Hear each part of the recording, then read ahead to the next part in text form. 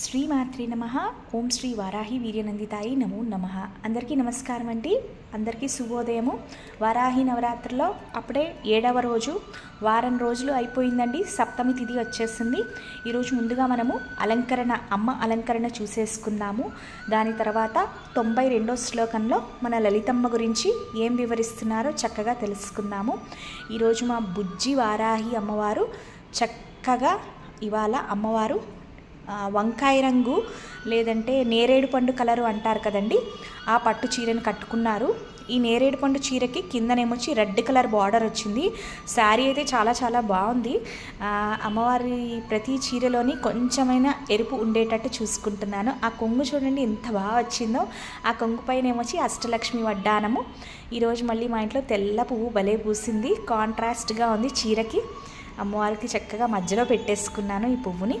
తర్వాత ఇవాళ పువ్వుల దండ అసలు కుదరలేదండి, పువ్వులు కుట్టడానికి అవ్వలేదు. కొంచెము హెల్త్ బాగోకపోవడం వల్ల అమ్మవారు ఇవాళ వజ్రాల కిరీటం అన్ని ధరించారు. నా దగ్గర ఉన్న క్లాత్తో చేసిన పువ్వుల దండ అండి, ఇది క్లాత్ మెటీరియల్, అదే వేసేసుకున్నాను ఈ రోజుకి. కానీ ఈ దండ కూడా భలేగా ఉంది. ఆ పర్పుల్కి ఆరెంజ్ కాంట్రాస్ట్గా అమ్మవారు దండం పట్టుకుని బెత్తం పట్టుకుని చక్కగా బుజ్జి పాపాయిలా ఉన్నారు ఈ చీరలోని. చూడండి కలర్ లైట్లో ఇంకా బాగా అర్థమవుతుంది కలర్. చిన్న పాప బుజ్జి వారాహి వచ్చేసి చీర కొంగు చూడండి ఇలా ముందుకు పెట్టేసుకుని, అంటే నడుంకి కట్టేసుకుని, కొంగు తమిళ వాళ్ళు ఉంటారు కదా ట్రెడిషనల్గా, అమ్మవారు అట్లా చూస్తున్నారు. ఈరోజు సప్తమి. మన అతి శక్తివంతమైన ఆషాఢ వారాహి నవరాత్రుల్లో వారాహి అమ్మ సమక్షంలో మన బంగారు బుజ్జమ్మ లలితమ్మ గురించి 92వ శ్లోకంలో ఏం వివరిస్తున్నారో చక్కగా తెలుసుకుందామండి. మనతో పాటు మన వారాహి అమ్మవారు కూడా వినడానికి ఈరోజు మనతో వచ్చేసారు. ఇది చాలా చాలా అదృష్టం కింద అనిపిస్తుంది. ఎప్పుడు నేను ఒక్కరిదాన్ని కూర్చుని చెప్పుకుంటూ ఉంటాను, కానీ వాళ్ళ అమ్మవారి ఎదురుకుండా కూర్చుని చెప్పడం నిజంగా నాకు ఏంటంటే ఒక పెద్ద అతిథి వచ్చి ఎదురుకుండా కూర్చుంటారు కదా, అలా అనిపిస్తుంది. మనం చిన్న జీవులం, అమ్మవారి గురించి మనం చెప్పేది ఏంటి, కానీ ఏదో చిన్న మానవ ప్రయత్నం చేద్దామని ఈరోజు మన లలితమ్మ గురించి 92వ శ్లోకంలో ఏం వివరిస్తున్నారో చక్కగా తెలుసుకుందాం. మదఘూర్ణిత రక్తాక్షి మదపాటల గండభూః చందనద్రవ దిగ్ధాంగీ చాంపేయ కుసుమ ప్రియా. మన లలితమ్మని మదఘూర్ణిత రక్తాక్షి అని పిలుస్తారు. అంటే ఇక్కడ అమ్మవారి కళ్ళు ఎర్రగా కనిపిస్తాయంట. ఎందుకు అంటే మనం ఇదివరకు కూడా చాలాసార్లు చెప్పుకున్నాము, లలితమ్మ ఒంటి ఛాయ, ఒంటి రంగు ఎలా ఉంటుంది, ఎర్రటి ఎరుపు. అంటే ఎరుపు శక్తికి సంకేతము. అందుకనే నవరాత్రుల్లో చాలామంది ఎర్ర గాజులు వేసుకోవడము, దుర్గమ్మకి ఎర్ర వస్త్రాలు, మీరు ఏ అమ్మవారికైనా చూడండి ఎరుపు వస్త్రాలు అంటే చాలా ప్రీతికరము. ఎందుకు అంటే ఎరుపు శక్తికి సంకేతము. అదే అమ్మవారి ఒంటి రంగు. ఈ ఒంటి రంగు తాలూకా ఛాయ అమ్మవారి కళ్ళల్లో పడి అమ్మవారి కళ్ళు కూడా ఎర్రగా మెరిసిపోతున్నాయంట.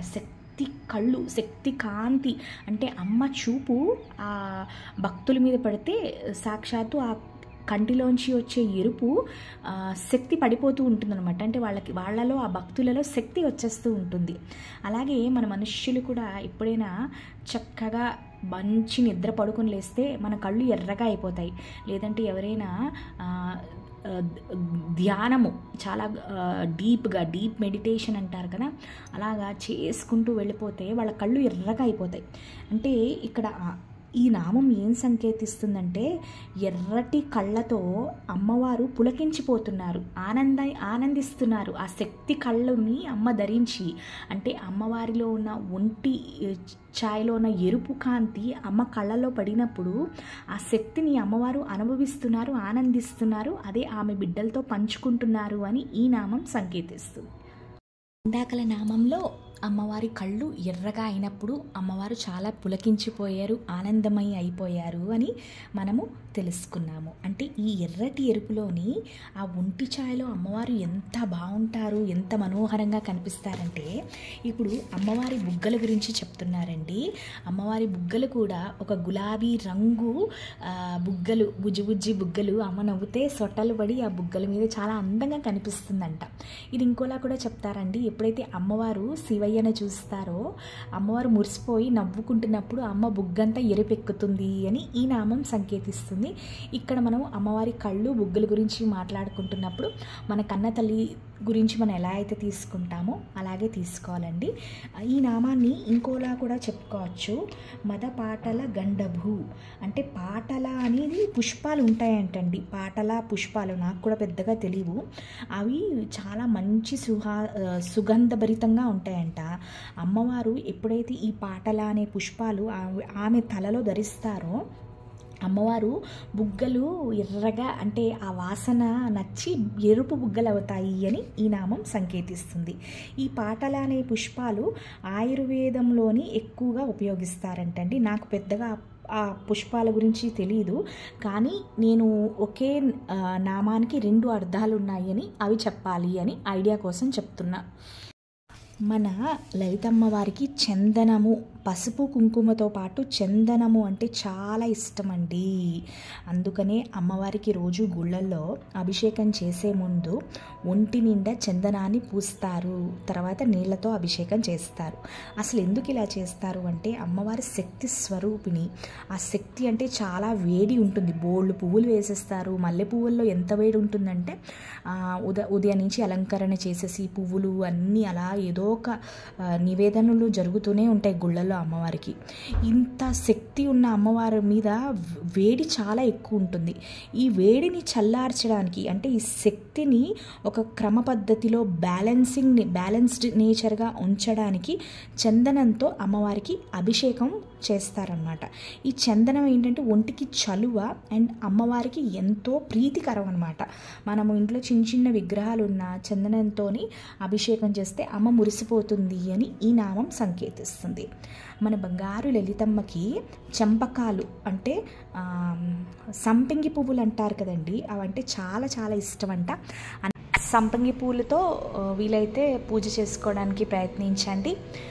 దీంతో 92వ శ్లోకం అయిపోయిందండి. ఇక్కడ లలితమ్మ వారు అయినా వారాహి అమ్మ అయినా ఇద్దరూ ఒకటే.